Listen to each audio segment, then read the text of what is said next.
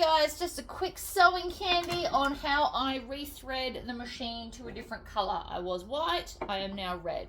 Let's go. Right, so I'm just going to take my snips and I'm going to cut them close to here, the actual spool. So I can take all the spools off, but the whole machine is still threaded. Then we're just going to put on the new ones. Take off the fluff. And then I'm going to tie this one to this one, making sure that this is not all twisted from the fan that I've got going on. So I'm just going to do like a loop knot like that. Grab the next one. Again, make sure it's not looped and knotted.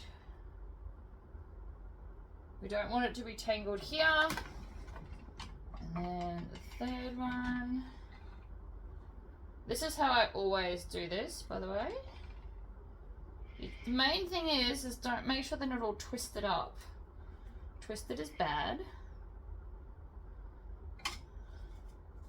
Find the last little bit. Sometimes it's easier to pull it off. So again, make sure it's not twisted. Probably don't sit directly under a fan. It's really not helping my cause right now. Okay, so they're all tied off. Now I'm going to open this in here.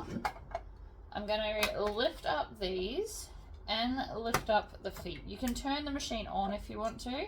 So the idea is we're going to hold the tail and pull. But what I'm going to do is just below here is I'm going to pull on these bits here like this. And then once all four are loose, you'll notice that this will come out more. Obviously make sure it's still properly threaded and you'll feel where the tension is.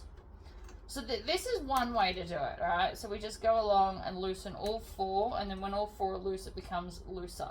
Then when you've got it like this, I like to cut off the knot parts so that they're now individual strands, like this. And then I'm going to figure out which one I'm pulling on, and then just pick a spot and pull it through, so down and then out, little bits at a time, like this. And just keep pulling, and the red is now through. There's my knot, I'm good. Leave that one alone, let's move on to the next one. The loopers are always easier. Don't know why, they just are. Alright, so that's two. There's two tails. Now I'm going to grab these and pull it out of the needles because we don't want to snap them. And then you can just, usually, you can just pull this and it will allow them through. Sometimes you have to give them a bit of a helping hand. And then we're going to cut off the knots and the white bit. Whoops, drop the snips. And then here's the hard bit. We have to thread the needles. I like to have enough to work with. I'm going to put the foot down so I've got more wiggle room to get in there. Now sometimes you might want to use pointy nose tweezers. And sometimes I can just get it. It's a 50-50. I always try and do it without. Less is best, but sometimes it just doesn't want to go.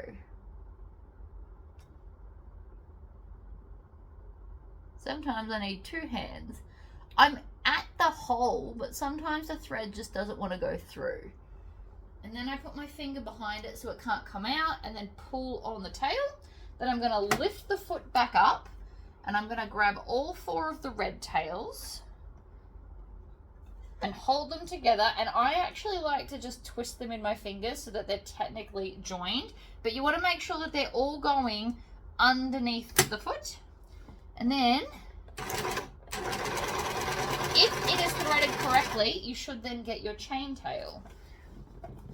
Take my snips, choff it off at the chain tail. That's rubbish, and your machine is threaded. And that took a whole 4 minutes. Easy peasy.